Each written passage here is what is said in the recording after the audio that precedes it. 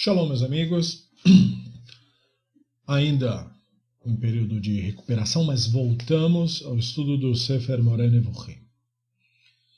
E nós temos que começar esse novo capítulo 16, pois este fala a respeito de Tzur, que é um tema que nos interessa. Especialmente porque ele envolve duas questões, né? Ele envolve um conceito filosófico e ele envolve a questão de que Tzur é um dos nomes do Hashem. Então, como de costume, a primeira constatação desse parágrafo é que ele é um capítulo léxico. E aí o Rambam nos apresenta Tzur com duas definições básicas, só que a segunda se expande. É preciso prestar atenção a isso. A primeira definição é a mais óbvia, como sempre. Tzur quer dizer uma montanha ou uma pedra. Né? Então eles não faziam muita distinção entre uma montanha, que na nossa língua implica mais um conceito ligado à terra do que à pedra, né? Ou amontoado de pedra, mas no caso deles, portanto, né? É uma montanha, é uma grande pedra, ou uma pedra qualquer, que não seja grande como uma montanha. Agora, a segunda definição é interessante, uma mina. A mina da onde se extrai pedras, que geralmente ficam em montanhas, né? Ou abaixo de montanhas, no caso.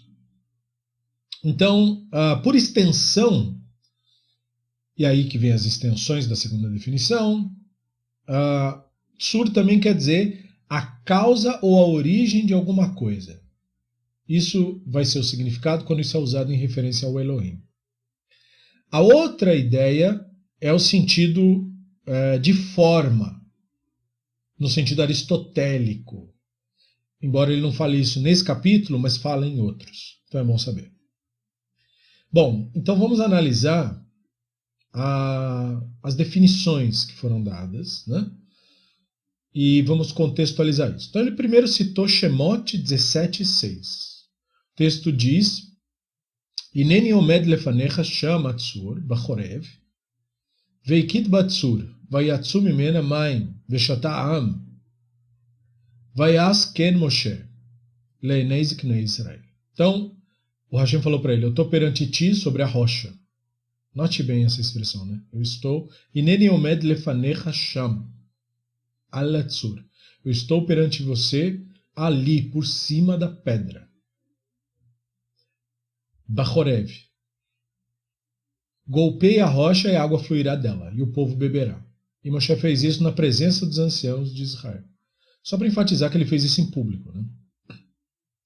Então, nessa cena aqui, a divindade instrui Moshe para trazer água para o povo sedento, na narrativa, por meio de um ato que, na ocasião, não foi compreendido de maneira absoluta, que é golpear a pedra. O Urashi, inclusive, explica que o que ele fez foi meio que colocar, não é bater de lado, que quebra, né, a madeira se você bater de lado, mas ele cutucou, assim, né, com força, forçou como se fosse para empurrar a pedra. Né? E isso é o chamado golpear que ele deu. Né? E aí ele mexeu, ele tirou uma pedra do lugar, como se fosse. E nessa dele tirar uma pedra do lugar, foi que ele conseguiu achar uma fonte de água ali. Então o Ramban fala sobre isso dizendo assim, Tzur é o nome da montanha. É assim que ficou na tradução hebraica do texto. Tzur Ushemahar. Tzur é o nome da montanha. Tal como é compreendido em duas versões da tradução do Rambam, que é o Kafir e o Schwartz, traduzindo desse modo. O Paines não traduziu desse modo, ele traduziu a mountain, ou seja, é o nome de uma montanha. E o Friedlander traduziu a rock, o nome de uma pedra. Então nós temos um empate, né? Dois tradutores entendem como é o nome da montanha, e dois tradutores entendem que é o nome de uma montanha. Não sabemos quem está certo. Bom, por quê? Porque isso teria implicações interpretativas, né? Mas não sabemos. Então, o que nós sabemos é que esse texto comprobatório ele se relaciona com o capítulo anterior que nós falamos. Porque ele é um texto que, lá no texto anterior, nós falamos daquela expressão, né? Eu estarei de pé perante você ali na rocha em Horeb. Ou seja, a relação da divindade com Moshe seria estável, constante. Isso quer dizer, eu estarei em pé perante você ali em Horeb. Né? A sua clareza não será diminuída. Permanente e constante será esse contato. Então veja, não quer dizer nada sobre ficar de pé. Embora é isso que diga. Isso é importante entender. Bom, e aí nós somos instruídos a fazer uma relação disso com a definição 2 de Tzur, que é causa. Percebam, né? Porque aí isso faz sentido. De modo que toda a passagem onde Moshe golpeia a rocha, partindo ao meio, explica Urashi, tem mais esse detalhe, provocando o surgimento da água a partir do solo para o povo, isso, portanto, é a imagem do processo profético. Ou seja, isso aqui é uma outra maneira de falar da escada do Yaakov, que também é um processo profético. E aí justifica colocar o Elohim no meio da história. Em ambos os casos, a divindade está em pé sobre o lugar. Então, por isso esse texto é relevante, né, a totalidade do texto. Eu estou de pé, e no outro também está de pé. Né? E, portanto, isso quer dizer o quê? Que o profeta provê a profecia da divindade. Ele emana isso para as pessoas. A presença dele, ou a sua atuação, sacia a sede das pessoas. Veja, né? Águas de nascente representam, portanto, o veículo profético nessa linguagem. Notem muito bem isso. O segundo termo, ainda no mesmo conceito, é Yehoshua 5.2. Be'etai omer Hashem al Yehoshua, Oselecha charvot tzurim, veshuv mol et bnei Israel shenit. Então, naquele tempo, Hashem falou para Yehoshua, faz para você facas de pedra, harvot tzurim, né? E proceda com a segunda circuncisão dos israelitas. Então, o Ramban simplesmente nota, nesse caso, que as facas eram facas de pedra, ele chama de halamish, que é aquela pedra lascada, né? Cascalho, que é bem afiado. E o contexto dessa cena aqui é que o Yehoshua deveria promover uma circuncisão em massa. Por quê? Bom, para que vocês saibam, né? Os sábios elucidam que a expressão-chave ali para entender é shuv-mol.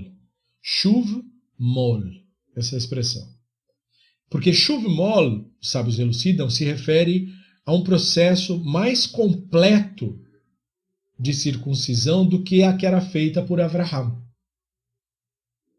A que era feita por Avraham, tradicionalmente falando, não envolvia uma plena remoção do prepúcio. Era uma remoção de uma parte, de um pedaço do prepúcio. Não todo ele. Esse shuv-mol estabelece, por assim dizer, o costume judaico de como nós fazemos a circuncisão, que é a total remoção do prepúcio. Então, os sábios apontam que esse é o motivo de eles terem que fazer de novo. Que eles eram circuncisos de acordo com o sistema do Abraão. Não é suficiente, segundo essa nova profecia que o Yehoshua recebeu. Precisa ser pleno. Agora, note, né?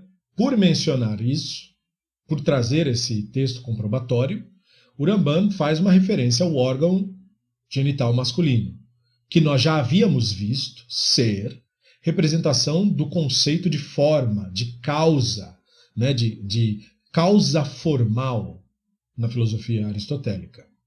Então, considerar isso é que conecta esse capítulo com o próximo, 17, onde se fala da metáfora de macho e fêmea, matéria e forma. Note bem isso. Bom, e aí nós temos mais um texto que é Yeshayahu 51. Então Yeshayahu 51 diz: Shmeu Elai Rodfei Tzedek Mevakshei Hashem ibitu el tzur utzavtem ve'el mikevet bor nukartem ibitu el Avraham avichem ve'el Sara techolelchem ki echad krati va'avari kreu va'aribeu. Então ouçam a mim, vocês que buscam pela justiça, vocês que buscam pelo Hashem. Olhem para a rocha, Tzur, de onde vocês vieram, para a mina, Bor, poço, poderia ser, mas aqui é mina, né? De onde vocês foram removidos. Olhem para Avraham, vosso pai, e para Sara, que os trouxe, né? Pois ele era apenas um quando eu o chamei, mas eu o abençoei e o fiz muitos. Então, o Rambam escreve: a próxima aplicação do termo tzur diz respeito à mina, da qual pedras são extraídas. Ele nota esse recurso retórico do Yeshayahu, né? Então ele fala assim: posteriormente esse termo foi empregado metaforicamente com esse último significado, a raiz de qualquer coisa e seu princípio. Por isso, após ter dito, olhai para a rocha, de onde fostes cortados, o profeta diz, olhai para Avraham, vosso pai. São sinônimos, são equivalentes os termos, portanto. Como se dissesse que a mina da qual foram tirados é Avraham, vosso pai. Portanto, sigam seu caminho, recebam sua crença, ele traduz aqui, embora a tradução do Pine seja muito melhor, put faith in his instructions. Né? Confiem nas instruções dele. E adotem suas virtudes, ele traduz ali, mas a tradução do Pine está melhor. Conduct yourselves according to the rule of his life. Né? Se conduzam de acordo com a regra de vida dele.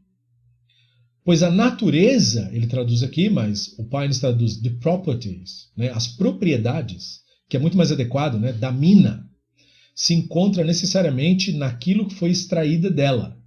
O Pines coloca, in those things which are formed and hewed out from it. Né? Então, naquelas coisas que são formadas e que são extraídas disso daí. Urashi é ainda mais explícito. Urashi diz, quem é a rocha? É Avraham, vosso pai. E quem é a mina? É Sara, que vos deu a luz. Né? Então, quer dizer, ele já define as duas metáforas. E veja, então, a clareza. Ambos, né? É inequívoco que isso é uma metáfora e os conceitos são correlacionados. Então esse texto comprobatório e o modo que o Rambam lida com esse texto liga ele ao próximo capítulo sobre a questão daquela imagem sexual que falamos na linguagem da relação de matéria e forma, sendo esta uma metodologia de ensino do Platão, como havíamos dito em aulas anteriores, né? E também mostra que existe uma conexão com o capítulo 28 desse mesmo livro, que é o capítulo do pé. O Rambam define rocha como pé. Percebam, né? Ou seja, como causa. Isso que quero dizer, né? Especialmente a forma causativa masculina, no seu formar da matéria, que é feminina. Então nós consideramos isso como a mina de onde vocês saíram. Por isso o paralelismo entre a rocha, né? Porque quando você pensa na rocha extraída da mina, você lembra do quê? Você lembra dos blocos da lei. Né? A expressão tábuas da lei, ela não faz justiça ao significado da tradução hebraica mesmo. Né? A tradução correta seria blocos da lei, como cubos, né? Cubos retangulares. Esses seriam os dois blocos da lei que Moshe carregava. Portanto, um símbolo fálico, novamente. Né? E da mesma forma como vimos em relação ao conceito de pé, o mesmo eufemismo é usado. Então isso quer dizer que a ideia é, vocês devem se tornar progenie intelectual de Avraham, né? Para que se formem canais para a emanação da criatividade divina. Pois a ideia de criatividade A ideia de produção do novo só existe a partir da Neshama e de nenhuma outra maneira. Não é possível ser criativo a menos que a pessoa esteja absolutamente consciente, porque é da consciência que surge a criatividade e não da distração da mente, né? Não do Yetzer Hara. Então, a emanação criativa da divindade. Isso, portanto, é o paralelo, né? É a conexão, digamos assim, entre o profeta, o legislador, o formador da nação, enfim. O mundo já está formado da matéria, mas o povo judeu, portanto, não estava formado. Esse era o ponto do Yeshayahu. A criação dos judeus, portanto, a criação dessa nação de Israel, não é uma procriação de judeus, como erroneamente pensam. Entendeu? Mas uma recriação da consciência patriarcal em cada pessoa, em cada judeu. Então, da mesma maneira que o Sinai foi um evento único, de modo tal que o tabernáculo e depois o templo eram maquetes que permitiam reviver ou trazer para o momento presente aquele momento vivido, da mesma forma, cada pessoa deve trazer para o momento presente a consciência patriarcal. Ela deve viver isso e não só ler sobre isso. E aí o próximo texto é Devarim 32:4, que diz: Atzur tamin pa'alu ki chol derachav mishpat el emunah ve'en avel tzadik ve'yesharu. Então ele é a rocha, Atzur, texto, né? Sua obra é perfeita, pois todos os seus caminhos são juízos. El emunah é chamado. Notem essa expressão, né? El é o Elohim resumido. El, né? Força. Emuná é confiança. E veja, aqueles que querem traduzir como fé têm um problema agora. Né? Porque El Emuná, então, seria uma divindade que tem fé. Mas fé no quê? Como que ele tem fé? Se ele é a causa de toda coisa. Tem como você ter uma esperança para fora de você mesmo. Né? E o texto não diz El Ha-Emuná. Nem Mi Emuná. É um Deus da fé. Não, El Emuná. Então, Emuná, portanto, é a confiança. E aí sim, porque o confiável, o permanente, o constante, né? Sem mácula, justo e reto é ele. Então, esse texto tem várias continuações. Por exemplo, no verso 17, ainda de Devarim 32, se lê: Isbechu lashedim velo le'elohim Lo yadum chadashin mikarov ba'u saorechem avotechem. Eles ofertam ao Shedim, não ao Elohim. A Elohim que nem conhecem de tão novos, tão recentes que vossos antepassados não temiam. Note aí, né? Depois, verso 18. Sur yaladecha tashi vetishkach el micholilecha. A rocha que os formou não consideram. Esqueceram o Elohim que os fez surgir. Verso 19. Vayar Hashem vainitiatz mikaaz banav ubenotav. Quando Hashem viu isso, ele os desprezou por causa da provocação de seus filhos e suas filhas. E aí, verso 30 a 31, lá no finalzinho. Echa irdof echad elef ushnei yanusum revava im lo atzuran mecharan Va'ashem isgiram, kilo chitzurenu tzuran, veoivenu plilim. Como pode um perseguir 1000 e 2 fazerem 10.000 fugirem, exceto se sua rocha, tzuram, os tiver vendido e o Hashem os tiver dado? Pois a rocha, tzur, deles não é como a nossa rocha. Até nossos inimigos são julgados. Então, todos esses textos comprobatórios são partes daquele poema do final da Torá que a gente chama de Ha'azino. Né? Ele evoca esses textos para explicar que é no sentido posterior, ou seja, definição 2, que o Hashem é chamado de rocha, a origem, né? A causa eficiente de todas as coisas. Em outras palavras, é pela virtude do seu sentido que o termo Rocha é um nome do Elohim.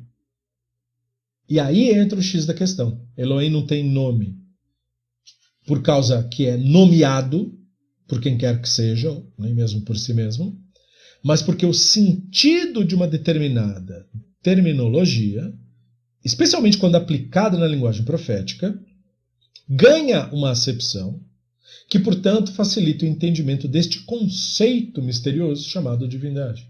E Rocha é um desses nomes, é um desses conceitos. Por isso, ele é um nome, é nesse sentido que ele é um nome do Elohim. Ele é um conceito que ajuda a entender um prisma, um aspecto disso. Notem isso, não?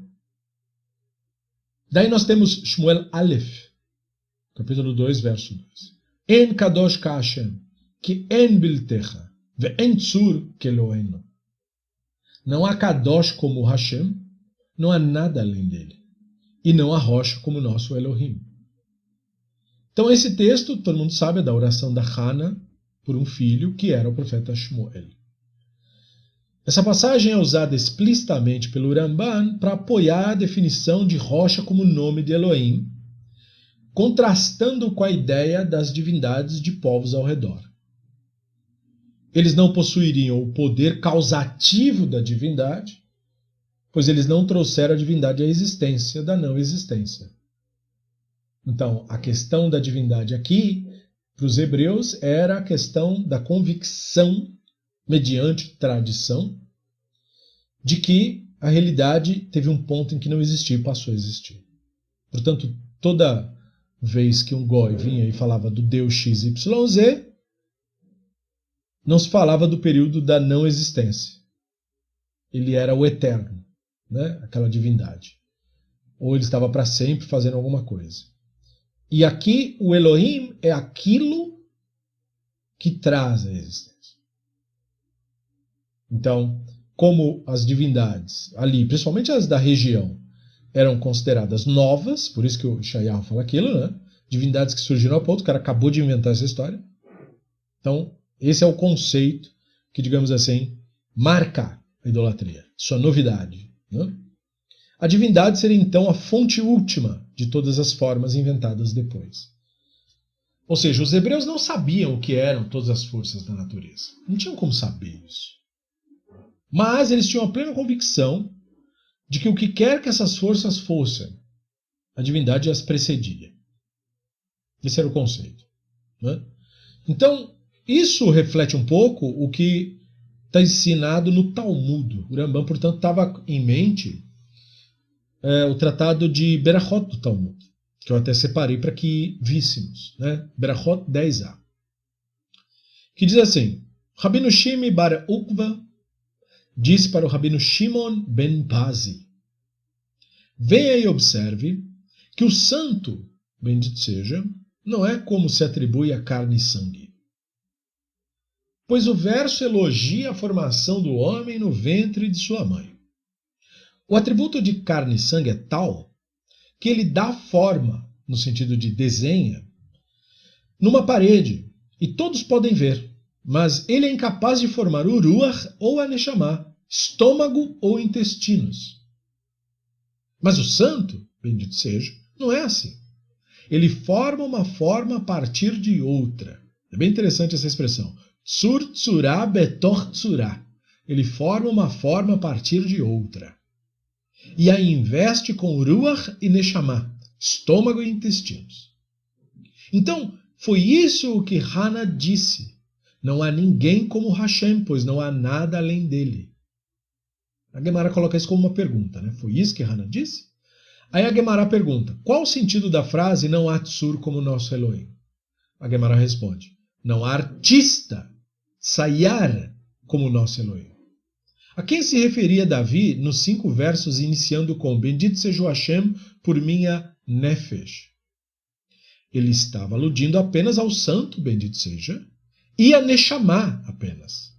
Assim como o santo é bendito e preenche todo o mundo, do mesmo modo a neshama preenche todo o corpo. Percebam isso. Assim como o santo preenche todo o mundo, a neshama preenche todo o corpo. Se a consciência que temos ela, portanto, preenche todo o corpo, ou seja, você pode estar consciente de qualquer parte do corpo, sem precisar olhar para ele. Você pode, por exemplo, nesse momento, ficar consciente do seu dedo do pé, né, do seu dedo maior, do pé esquerdo. Exato. Você fica consciente dele, você o percebe. Não precisa ir lá olhar para ele, você o nota. Então isso é consciência corporal. Percebe? Então os sábios estão dizendo que a divindade é assim no universo. Há uma consciência, uma presença em tudo quanto é lugar. Que é o conceito que o Ramban procura trazer. Então a Neshama, e temos que lembrar, né, a consciência, só que na linguagem maimonidiana, mente, porque ele usa mente no sentido aristotélico, né, é, portanto, a forma humana que o Ramban fala. No mesmo sentido de dizer que a divindade é a forma do mundo. Ou seja, o mundo é resultado direto da divindade. A realidade tal qual ela se apresenta, isto é a forma. Por isso a divindade é percebida na realidade. Não poderia ser de outra maneira. Assim como a consciência é percebida na forma humana. Nesse processo do ser humano de testemunhar a realidade à sua volta, nisso a consciência é constatada. Ela não é vista, ela não é concluída, ela é experimentada. Do mesmo modo, a divindade no mundo. Então, Urashi, inclusive, resume o texto talmúdico quando ele comenta Shmuel no mesmo trecho. Urashi diz: não há artista como o nosso Elohim, o qual faz uma forma a partir de uma forma. Então ele parafraseia o Tratado de Berachot. Então, Rosh ali estaria se referindo à totalidade do sistema aristotélico que nós chamamos de hilimorfismo. O que é isso? Hilimorfismo, em filosofia, diz respeito à teoria de Aristóteles que nós vivemos falando. Teoria de que as coisas são compostas de hile, que é matéria, e morfé, que é forma. Entendeu? Matéria diz respeito à potência, né, ao poder de agir de alguma coisa, e forma diz respeito ao ato, né, a reação mediante aquilo. Daí tem mais um texto, que é Yeshayahu 26:4, que diz: Bitchu va Hashem adei ad, ki biya Hashem tzur olamim. Confie no Hashem continuamente. Veja que o Yeshayahu bate nessa tecla, né? Pois Yah, o Hashem, é a rocha perpétua. Então o Ramban demonstra aqui, novamente, que rocha é nome do Elohim. Implicando, portanto, perpetuidade, bem como seu papel de causa última. O filho do Ramban, o rabino Avraham ben Ramban, ele interpreta Tsur Olamim, essa expressão Tsur Olamim, como, ele diz assim, causa primeira que ativa todas as causas intermediárias, assim chamado poder dos mundos, Tsur Olamim. Bendito seja. Todas as causas atribuídas a seus atos funcionam de acordo com a sua vontade, sendo subservientes ao seu desejo. Então, considerando o Tsur de um modo um pouco diferente, no sentido da formação da divindade e da consciência profética, o rabino Avraham ben Ramban enfatiza a primeira parte, né, o confie, o bitchu, que literalmente é dependa, né, no Hashem, no sentido de dizer que Yeshayahu estaria declarando ser obrigatório aprender das mensagens recebidas dos profetas. Então isso é a conclusão do filho do Ramban no Sefer HaMaspik Leovdei Hashem, que é um livro bem interessante porque ele é totalmente diferente da obra do Ramban, esse livro. Porque ao contrário do Ramban, o filho do Ramban não era necessariamente um racionalista ou era visto como um racionalista como ele. Ele era uma pessoa bem mais, talvez por causa até da oposição contra o Ramban, né? Ele procurou viver uma vida mais devotada aos rituais e ter a vida dele como que em resposta aos adversários. Ele escreveu um livro também que chama Melchamot Hashem, né, o livro das guerras do Hashem, onde ele defende as teorias do pai. Mas ele escreveu esse livro, justamente você percebe pelo livro que o livro é totalmente devocional, né? O livro serve como se fosse para dizer para os europeus que difamavam o Rambam nesse período, dizendo ele é um ateu, ele não segue a nossa religião. Né? Por isso ele fala, o livro que basta para os que servem a Hashem. Ou seja, se você ler o meu livro, todo o serviço divino vai ser praticado. Então mostra uma pessoa de muita fé, uma pessoa de muita dedicação na religião, e meio que é um cala-boca naqueles que diziam, quem é discípulo do Ramban não acredita em nada. Entendeu? Então ele escreve uma obra como essa nesse propósito. E aí apazigou, funcionou. Né? Então aí a próxima citação vem de Shemot 33, 21. Shemot 33, 21 traz essa noção, né? Vayomer Hashem hinema koniti vinitzavta alatzur. Hashem disse, eis, um lugar próximo a mim, se posicione na rocha. Então a divindade, nesse caso, é a fonte de todas as coisas, permite que Moshe perceba kavod, e ele concorda em permanecer firme na contemplação do Hashem, né, no caso. Então esse é o posicionamento que se refere, a firmeza na atenção. Bom, aí nós falamos dessa outra porção, que é a porção de Ha'azino. Essa é uma porção específica. Mas nós vamos deixar a porção de Ha'azino, que é uma análise à parte, para a nossa próxima aula. Né?